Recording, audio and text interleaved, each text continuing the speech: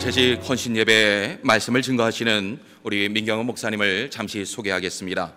우리 민경호 목사님께서는 합동신학대학원과 플러신학대학원에서 공부를 하셨고 서울 사랑제교회에서 10년간 부목 생활을 하시다가 이후에 중국 연병과기술대학교 교목으로 섬기셨습니다. 그리고 1999년부터 지금까지 오렌지 카운티에 있는 나침반 교회를 아름답게 섬기고 계십니다. 또한 올해 현재 오렌지 카운티 교회 협의자 회장으로 섬기고 계십니다. 특별히 오늘 재직 헌신 예배에 귀한 목사님을 보내주심에 감사드리고 이 시간 목사님 주신 말씀을 기대하며 기다리는 마음으로 이 목사님 나오실 때 우리 할렐루야로 박수로 우리 맞이하도록 하겠습니다. 할렐루야.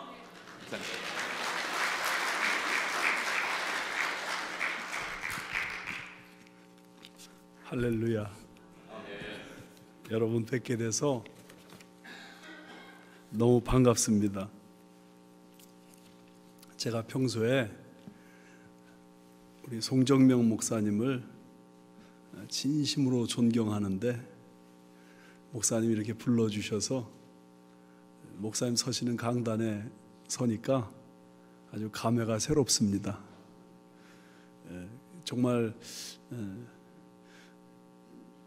오늘 목사님 말씀 들어보니까 교회가 38년 됐고 맞습니까?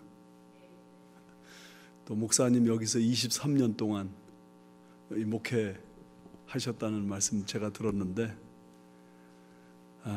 정말 이 LA가 참 어떻게 보면 쉽지 않은 곳인데 정말 초창기 때부터 여기서 이렇게 변함없이 섬기신 목사님의 그 취치를 느끼면서 이런 귀한 자리에 불러주신 거 아주 너무 감사하게 생각합니다. 제가 오늘 그저 짧게 말씀드리지만은 그러나 제가 꼭 제일 나누고 싶은 그 얘기를 좀 오늘 저녁에 좀 같이 했으면 좋겠다 하는 생각입니다. 제가 그 플러신학교에 다닐 때 가장 그 인상적인 강의를 하시는 교수님이 피터 와그너 박사님이셨어요. 그분은 이상하게 이 턱에만 수염이 있어요. 위에는 없고 턱에만 이렇게 탁 수염이 있어가지고 그런데 그게 뭐 우스꽝스러운 게 아니라 아주 보기 좋은 그런 수염을 하신 분이라서 인상이 너무 좋았습니다. 근데 이 목사님은 강의를 하실 때도 아주 듣기 쉽게 또 이해하기 쉽게 그리고 재밌게 그렇게 강의를 하시는 분이세요. 그래서 학생들에게 아주 인기가 높았는데 그분이 가르친 과목이 여러 가지 과목이 있었는데 그 중에 아무래도 목사들에게는 교회 성장학이라는 게 관심이 있지 않겠습니까? 이 목사님 교회 성장학을 강의하셨어요. 근데 그 교회 성장학에서 목사님이 이런 얘기를 좀 하시더라고요. 좋은 교회가 되려면 4P가 있어야 된다. 4P. 첫 번째가 뭐냐? Good people. 사람이 먼저 교인이 좋아야 된다. 그러니까 교회가 좋은 교회냐 나쁜 교회냐는 우선적으로 그 교회에 있는 교인들이 어떤 교인이냐. 그런데 제가 가만히 생각해 볼 때 사실은 뭐 교인 다 찾아볼 필요도 없어요. 그 교회 장로님들이 어떤 분이시냐, 권사님들이 어떤 분이시냐, 집사님들이 어떤 분이시냐, 다시 말해서 재직이 어떤 분이냐, 거기에 따라서 어떤 교회인지가 결정된다. 맞습니까? 아멘 하셔도 돼요. 너무 긴장하지 마시고. 정말 그런 면에서 교회는 재직이 어떤 사람이냐 너무 중요하죠. 두 번째는 뭐냐면 굿 패스터, 목사님이 좋아야 된다. 송정명 목사님 좋으시죠? 아멘 이거 신통치 않은데 어떻게 된 겁니까? 송정명 목사님 좋으셔요? 아멘, 아멘. 제가 지금 오렌지 카운티에 교회 협의회 사역을 이렇게 하면서 보니까 교회만 해도 이게 너무 바쁜데 교회 밖에 다른 사역한다는 건 정말 너무 힘든 일이에요. 그런데 우리 송 목사님은 미기총 회장을 하시고 또 월드미션 총장을 하시고 그러시면서도 어제도 제가 잠깐 목사님 만나서 말씀을 나누는데 목사님의 우선적인 사역의 관심사는 교회라고 그러시더라고요. 교회를 위해서 이렇게 열정을 나타내면서 사역하시는 이런 목사님 만나는 거 진짜 큰 행복인 줄 믿습니다. 네, 정말 그렇습니다. 굿 패스터. 세 번째는 뭐냐? 굿 프레이어. 기도가 교회여야 된다. 기도가 많은 교회냐? 좋은 교회입니다. 기도가 적은 교회냐? 뭐라고 그래도 좋지 않은 교회입니다. 여러분의 교회가 기도가 많아지시기 바랍니다. 네 번째 P는 뭘까요? 네 번째 P를 말할 때 우리 학생들이 다 그냥 웃고 난리가 났어요. 네 번째 P는 뭐냐면 good parking lot. good parking lot. 파킹낫이 좋지 않으면 교회가 안 된답니다. 그러나 파킹낫이 좋으면 교회가 된답니다. 제가 그 얘기 들으면서 사실은 그 파킹낫이 꼭 파킹낫이겠어요? 파킹낫뿐만 아니라 교회 이 퍼실리티 이게 어떠냐 이게 굉장히 중요하다는 거. 미국 사람이기 때문에 아주 실질적으로 말한 거죠. 제가 그래서 한편으로는 재밌다 생각하면서 또 한편으로 공감하기도 했습니다. 그래서 저는 그 이야기를 쭉 들으면서 한 가지 생각이 더 떠오르는 게 있었습니다. 물론 교회가 좋으려면 굿 피플이 있어야 되고 굿 패스터가 있어야 되고 또 굿 프레이어가 있어야 되고 또 굿 파킹랏도 있어야 되는데 좋은 교회를 결정하는 거는 좋은 체질을 가지고 있어야 되지 않을까. 체질. 어떤 풍토, 어떤 문화, 어떤 방향, 교회가 좀 그게 좋아야 되지 않겠나. 저는 좀 그런 생각이 들었습니다. 건강한 체질이라는 게 있죠. 어떤 사람은 건강합니다. 그래서 주변 사람들 다 감기 걸려도 감기 안 걸리는 사람이 있습니다. 그죠? 근데 어떤 사람은 병약한 체질을 가지고 있습니다. 그래서 남은 안 아픈데 감기 사인만 오면 먼저 걸려가지고 홀록거리고 훌쩍거리고 그러는 사람 정말 있단 말이죠. 체질이 문제입니다. 체질. 사실은 그게 나라마다 종족마다 그 문화와 전통이 다 다릅니다. 그래서 그 아프리카 어떤 종족은 사기를 잘 치고 배신을 잘하면 아주 훌륭한 영웅 대접을 받는 그런 종족이 있다고 합니다. 그래서 처음에는 잘 믿게 만들었다가 어느 순간에 그냥 배신을 탁 때리고 그리고 뒤돌아섰을 때 그냥 등에서 칼을 콱 찢고 그러면 영웅 대접을 받는 그런 종족이 있다고 그래요. 왜 그게 그렇게 되느냐? 어떤 죄악된 어떤 습성이 그 민족의 뿌리 깊은 어떤 전통으로 남아버린 거예요. 가정도 다 체질이 다릅니다. 아주 품격이 높은 그런 가정이 있죠. 그래서 어떤 가정 가보면 서로 우애하고 또 아주 부부간에도 서로 존중하고 아이를 인격적으로 대하고 돈으로 사람 판단하지 않는 그런 품격이 높은 가정이 있습니다. 그런 거 하면 어떤 가정은 만났다 하면 싸우고 뭔 말 하다 보면 언성 높이고 그 식구들끼리 다 이기적이고 그저 늘 으르렁거리는 그런 가정이 있단 말이죠. 이게 다 체질입니다. 그런 면에서 교회도 체질이 중요한 것을 여러분 기억하셔야 됩니다. 건강한 체질을 가지고 있으면요 교회가 웬만한 위기 다 넘길 수 있어요. 얼마 전에 어떤 교회에서 수양회를 갔는데 수양회 갔다 오다가 교통사고가 났어요. 그래가지고 차가 뒤집히는 바람에 거기서 몇 명이 죽고 말았어요.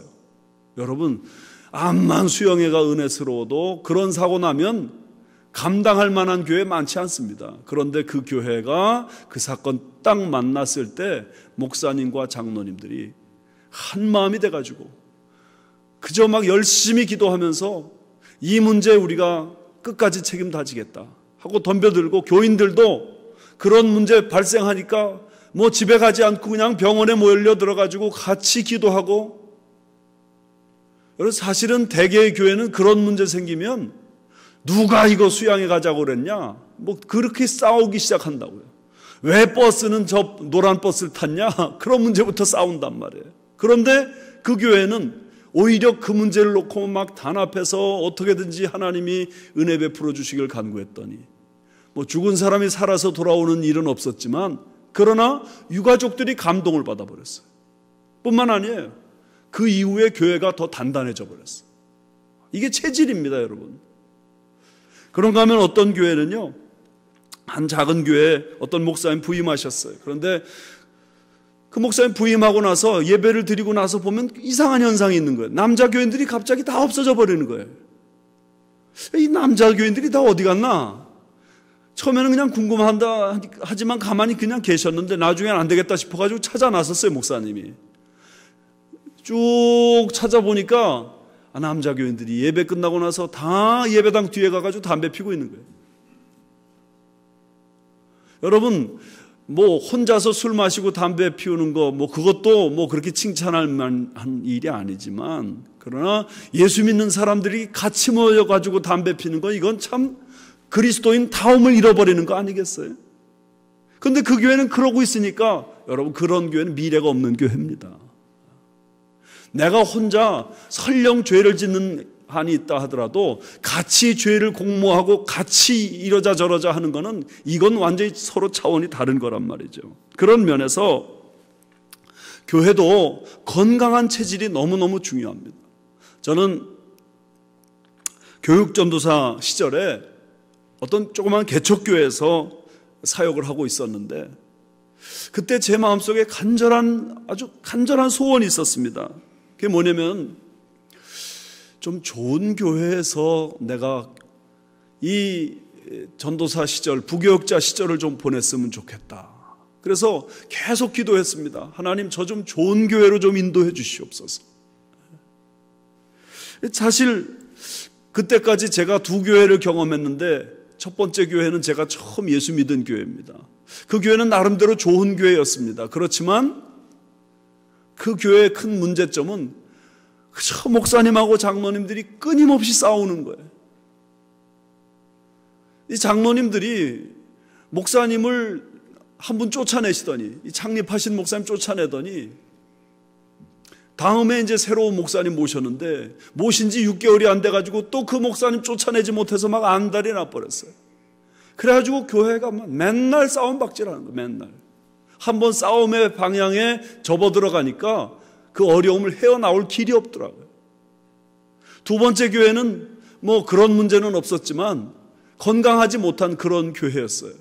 그래서 제 마음속에 내가 앞으로 목회자가 될 텐데, 목회자가 될 때 좀 긍정적인 것을 보면서 긍정적인 사역의 방향을 정할 수 있는 그런 목사가 되면 좋겠다. 그래서 이렇게 기도를 했습니다.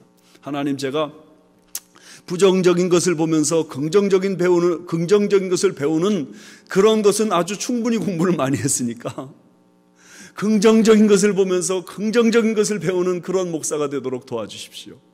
여러분, 부정적인 것을 통해서도 긍정적인 걸 배울 수 있습니다. 무슨 말이냐면, 교회에서 맨날 싸우는 모습 보니까 제가 그거 보면서 이렇게 결심을 했어요. 나는 어떤 경우가 있어도 싸우지 말아야 되겠다. 그거 부정적인 것을 통해서 긍정적인 거 배우는 거죠. 그런데 제 마음의 간절한 소원이 뭐였냐면, 긍정적인 모습을 보면서 긍정적인 목회 사역을 배울 수 있으면 좋겠다. 그걸 놓고 간절히 기도했는데, 하나님께서 저에게 서울 사랑의 교회를 인도해 주셨어요. 옥하는 목사님이 목회하시는 서울 사랑의 교회를 들어가게 해주셨어요. 제가 서울 사랑의 교회를 들어가서 이렇게 보니까 그 교회가 정말 놀라운 교회예요. 사람 모이는데 어찌 문제가 없겠어요? 그런데 문제보다 문제를 덮을 수 있는 은혜가 더 크니까 문제가 아니더라고요. 어떻게 사람 모이는데 문제가 없겠어요? 다 문제 있죠. 그런데 놀랍게도 그 교회는 목사님의 탁월한 리더십 뿐만 아니라 성도들의 탁월한 헌신, 그래서 문제가 웬만한 문제 많이 있었는데 그런 문제들이 다 가려지는 거예요. 덮어지는 거예요, 그냥. 그러면서 교회가 나날이 성장하고 부흥하고 뭐 그러는데 그 교회가 뭐 수많은 선교사 파송하고 후원하고 뭐 그건 뭐 당연한 것이고요. 그 교회 위치가 유흥가 한가운데 있었거든요. 근데 그 한가운데에서 우물가 선교회라는 걸 만들었어요. 그 우물가 선교회에서 그저 주변의 유흥가를 깊이 파고 들어가면서 막 전도를 하는데 막달라 마리아 같은 여자들이 막 예수 믿고 돌아오는 거예요. 변화받는 거예요. 그런 사역들이 자꾸만 활성화되더니 소년 가장 돕는 일 활성화되고 독거노인 돕는 일 활성화되고 고아원 찾아가서 봉사하는 일이 자꾸만 활성화되고 그게 막 그런 소그룹이 막 수백 개가 되는 거예요. 제가 최근에 서울에 가서 그 교회 그 사역들을 한번 점검을 해보니까 대략 봤는데 500개가 넘더라고요. 그러니까 소그룹이 500개가 이렇게 저렇게 계속 섬기는 일을 막 역동적으로 하는 그런 모습을 지켜보게 됐다는 거예요. 그래서 저는 거기서 부교육자 생활을 하면서 제가 이런 소원을 가졌어요. 주여, 저도 이 다음에 이런 교회 좀 하게 도와주세요. 여러분, 교회는요 세상의 마지막 희망의 보루입니다. 왜 그런지 아세요?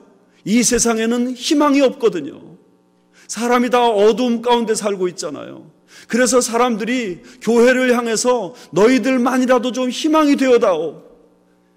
하도 희망이 안 되니까 엔티 사이트 만들어가지고 계속 막 기독교를 공격해대는 거예요.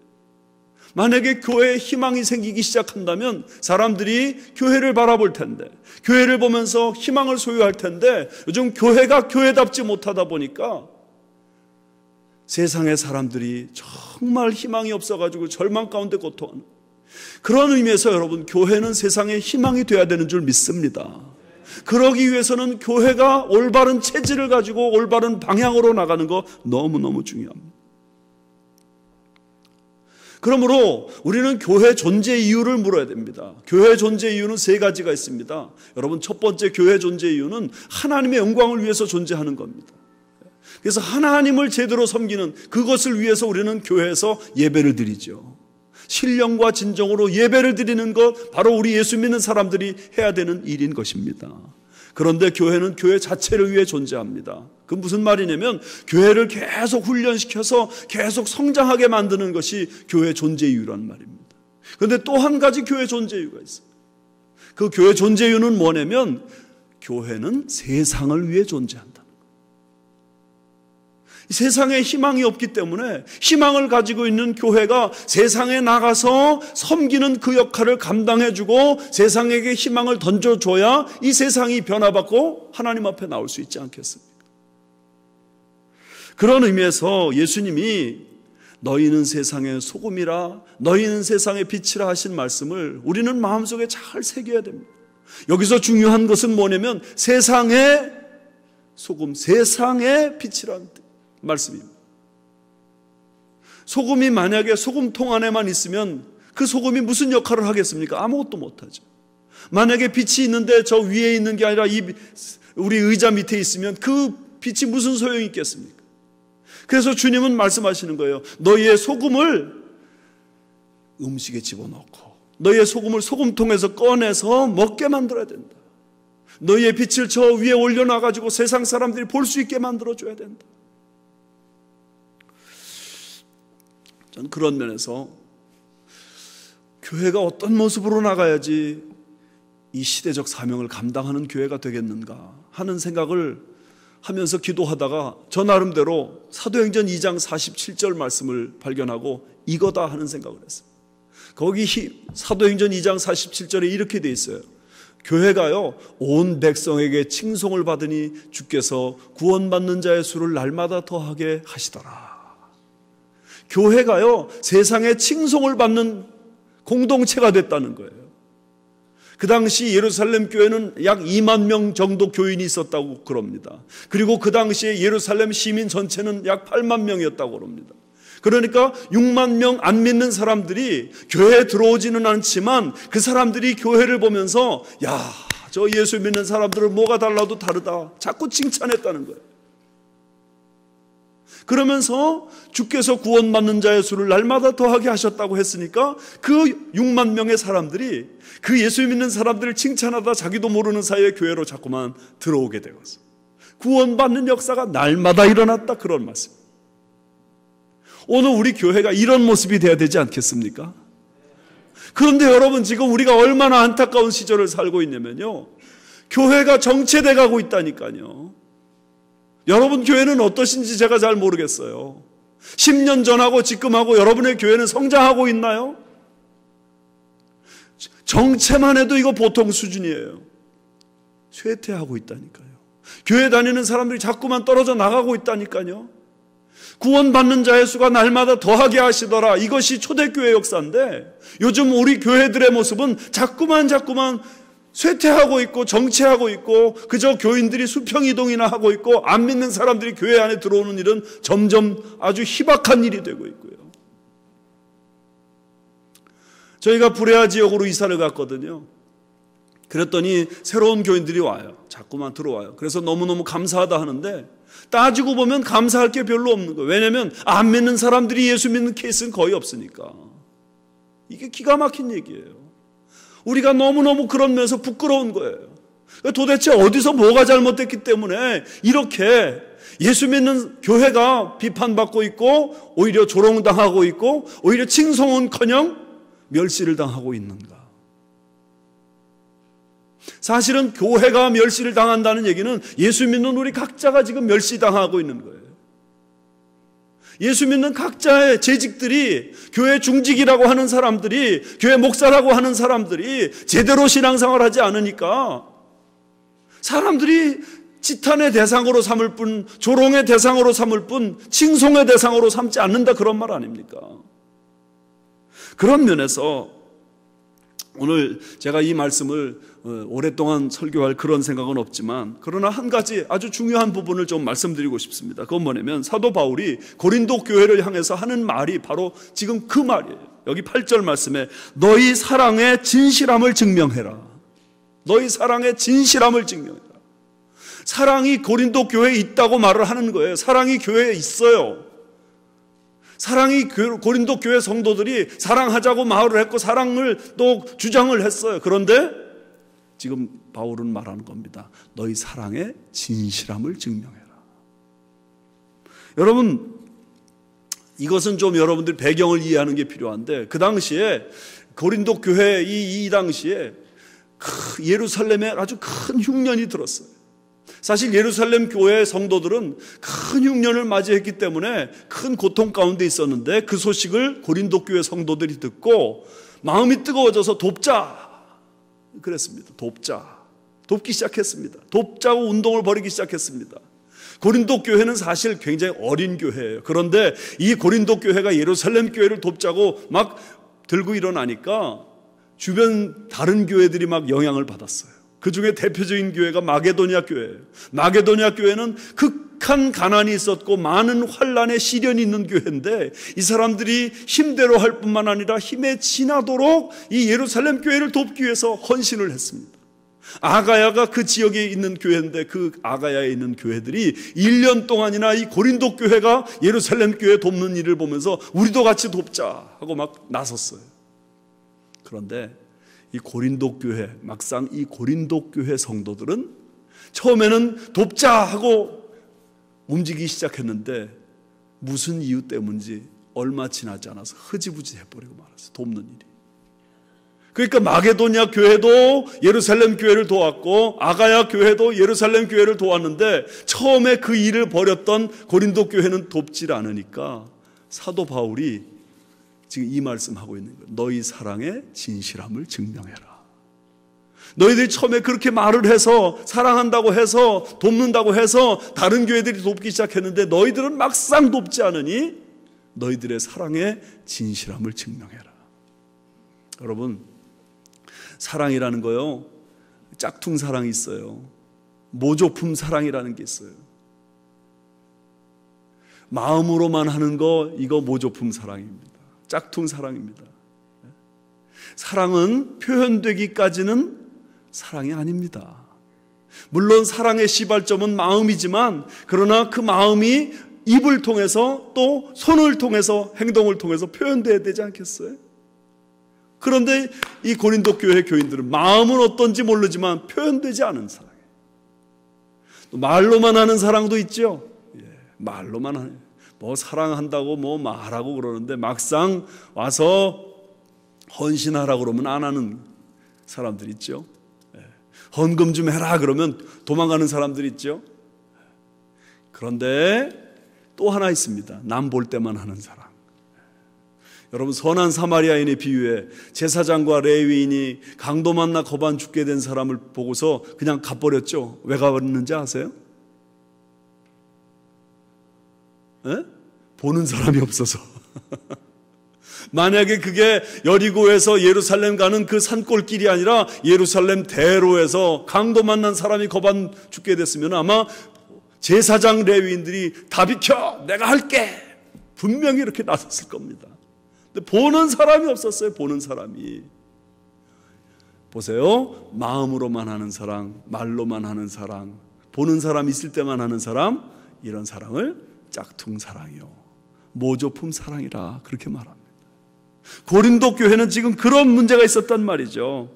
그런 의미에서 여러분, 진실한 사랑이 뭔지 우리가 오늘 이 본문 말씀에서 그 한 가지를 좀 확실하게 붙잡으시면 좋겠습니다. 진실한 사랑은 무엇인가? 9절 말씀 한번 보십시오.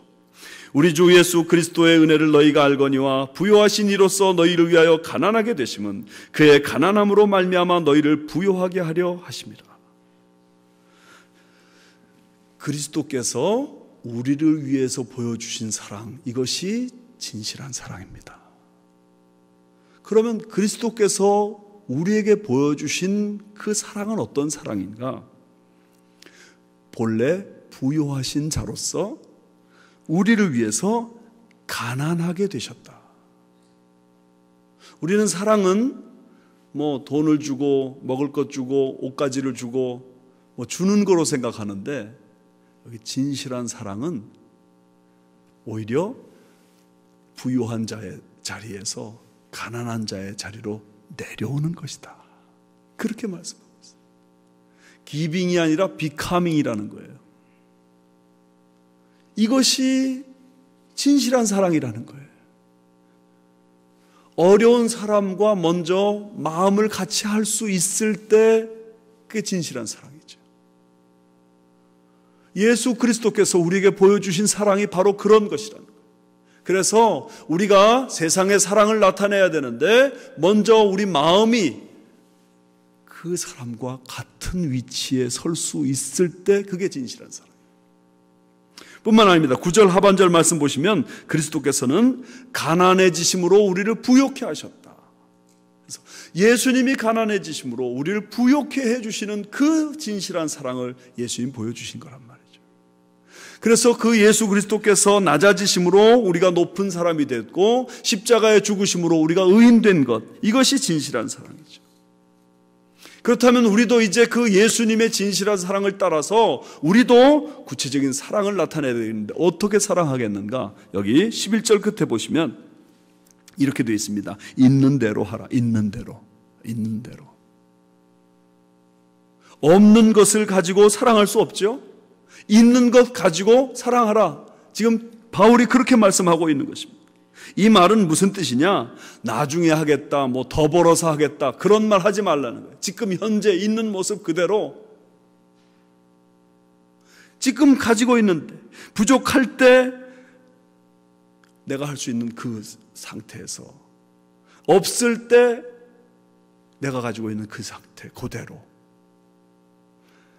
그래서 교회 봉사, 섬기는 그런 모든 일들은 사실 시간이 남고 여유가 생길 때 하는 게 아니라 내가 없지만, 내가 부족하지만 있는 모습 그대로 하는 것인 줄 믿습니다. 그런가 하면 여러분, 그렇게 해서 진실한 사랑을 하는 이유가 무엇인가? 여기 13절, 14절 말씀 보시면 이렇게 되어 있습니다. 균등하게 하려 함이라. 가지고 있는 사람이 없는 사람을 도와줌으로 서로 조금씩 나눠 갖는 거예요.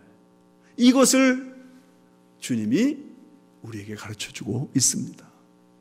그런 면에서 여러분, 오늘 우리 교회가 내가 가지고 있는 그 열정과 헌신을 가지고 다른 사람을 섬기려고 마음을 먹고 그저 내가 가지고 있는 그 현재 처지에서 최선을 다할 때 그것 통해 하나님은 영광 받으시고 또한 희망을 잃어버린 사람들이 용기를 얻게 되는 줄 믿습니다. 제가 우리 교회 장로님 한 분을 좀 여러분들에게 소개를 할까 생각을 합니다. 그 장로님은 우리 교회 13년 전에 처음 오셨는데 그때는 이분은 예수 믿지 않는 그런 사람이었습니다. 이분은 삶의 목표가 완전히 그 돈 버는 것이었습니다. 그리고 돈 벌기 위해서 하여튼 1년 365일 단 하루도 쉬지 않고 목숨을 바쳐서 일을 했습니다. 목숨을 바쳐서 일을 하면서 그러면서도 돈을 쓰지 않아야 부자가 된다고 생각을 하고는 4명 가족이 살면서 아파트 값 제외하고 한 달에 생활비 100불을 썼다니까 정말 돈을 안 쓴 거죠. 정말 절약하면서 돈 모으는 일에 하여튼 전심전력을 다했던 사람입니다. 그런 사람이 오늘날 교회를 들어오게 됐습니다. 그것도 하나님께서 진짜 일을 하다가 저 옥상에서 떨어지는 바람에 사다리에서 떨어지는 바람에 다리가 부러졌는데 다리가 부러진 그 다음부터 마음속에 이분이 내가 이렇게 살다가 이렇게 가면 무슨 의미가 있겠는가 이걸 깨달았습니다. 그래가지고 그때부터 이제 교회를 나오기 시작했는데 이분이 얼마 동안은 교회를 나오시면서도 그저 예배만 드리고 얼른 도망가는 거예요. 왜냐면 돈 벌어야 되니까. 그저 뭐 예배 끝나자마자 곧바로 그 집에 가서 작업복 갈아입고 일하고 그러면서 잘 나타나질 않는 거예요. 근데 예배 드리면서 이분이 조금씩 바뀌더라고요. 은혜를 받는 거예요. 그러면서 어느 날 전도 폭발을 했는데 그때 예수님을 영접하게 됐어요. 예수님을 영접하고 나서 이분이 확실하게 깨달았어요. 인생을 이렇게 살아서는 안 되겠다. 그래가지고 그때부터 교회에서 훈련을 받고 말씀을 배우고 그래서 저희 교회는 이제 훈련을 하니까 훈련을 통해서 이분이 신앙이 점점 깊어지시는 거예요. 인생의 목적이 바뀌니까 돈 버는 이유가 달라져 버렸어요. 이전에는 부자가 되기 위해서 돈을 벌었는데 내가 이제는 돈을 쓰기 위해서 벌어야 된다. 생각이 그렇게 바뀌니까 돈을 많이 쌓아놓은 다음에 일을 할 생각을 하는 게 아니라 모으기 바쁘게 쓰겠다 이 생각을 했어요. 모으기 바쁘게 쓰는 거예요. 그래서 교회에서 계속 돈만 생기면 이제는 하여튼 교인들 밥 사주는 거, 대접하는 거, 전도하기 위해서 애를 쓰는 거, 예배당 건축하는 일에 쓰는 거, 막 갖다 바치는 일에 아주 막 열정을 나타내는 거. 근데 이분이 얼마나 성실하고 부지런한 분이신지 이 불경기가 없으셔요. 페인트 일을 하시는데 1년 365일 그저 주일날 교회 나오는 날 외에는 다른 시간은 그렇게 바쁘게 쫓아다니면서 일을 열심히 하십니다. 근데 이분은 주일날도 항상 양복을 입고 아주 넥타이도 아주 깨끗한 거 새 거 딱 입고 오시는데 이 옷이 제대로 돼서 집에 돌아간 적이 없어요. 왜냐하면 교회에서 잠시도 가만 안 있으니까. 쓰레기 치우는 일 혼자 다 하니까 그냥 옷이 땀 범벅이 돼버리죠. 양복 제대로 입고 오셨는데. 주일날 점심 식사도 잘 못하세요. 왜냐하면 새신자들 그냥 밥 갖다 챙겨주고 물 갖다 챙겨주고 커피 갖다 챙겨주고 막 이렇게 막 열심히 사신다.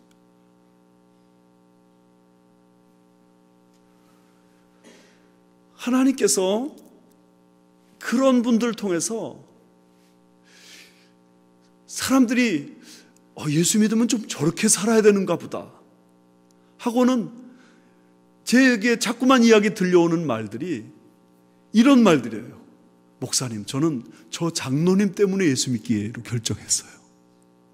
저는 저 장로님이 이 교회가 있는 게 진짜 축복이라고 생각이 돼요. 저 장로님 저렇게 섬기시는 모습 보니까 머리가 저절로 숙여져요.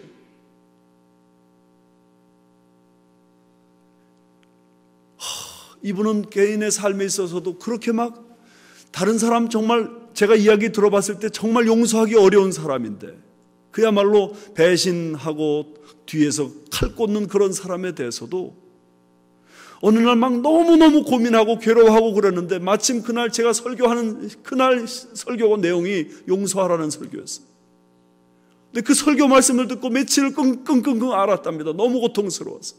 그런데 결단하고 용서를 실천해 버렸어요. 그 사람이 너무 부끄러워가지고 그 용서받은 그 사람이 너무 부끄러워가지고는 어떻게 몸둘 바를 모르는 그런 지경이 되고 말더라고요. 사랑하는 여러분, 교회 안에 그런 분 한 분 계시니까 목회가 얼마나 신나고 재밌는지 몰라요. 왜냐하면 사람들이 나침반 교회 좋다. 왜요? 그 장로님 때문에. 나침반 교회 오면 대접받는다. 왜요? 그 장로님 때문에. 그러면서 점점 좋은 사람들이 자꾸만 모이는 그런 역사가 생기는 것을 제가 보면서 결국 교회는요, 어떤 목사가 사역하느냐도 중요하고 동시에 어떤 평신도 지도자들이 있는가 너무너무 중요한데, 한번 재직 여러분들께서 하나님 앞에서 이걸 소원하세요. 내가 사랑을 증명하는 재직이 되겠다. 그저 마음으로만 있고 표현하지 않는 건 가짜입니다. 말로만 하는 사람도 가짜입니다. 사람들 보는 앞에서만 하는 것도 다 가짜입니다.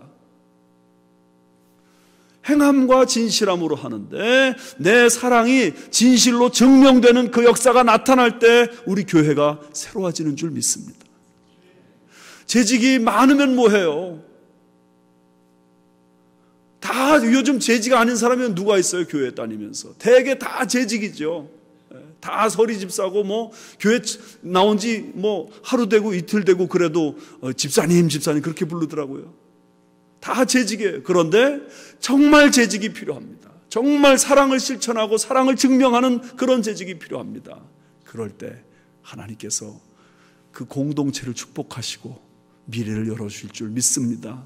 미주평안교회가 여지껏도 좋은 소문 가운데 있는 교회였는데 앞으로도 더 좋은 소문이 많이 나서 이 교회를 통해서 이 지역사회가 구원받고 미국이 달라지는 그런 은혜가 임하기를 주님의 이름으로 축원합니다.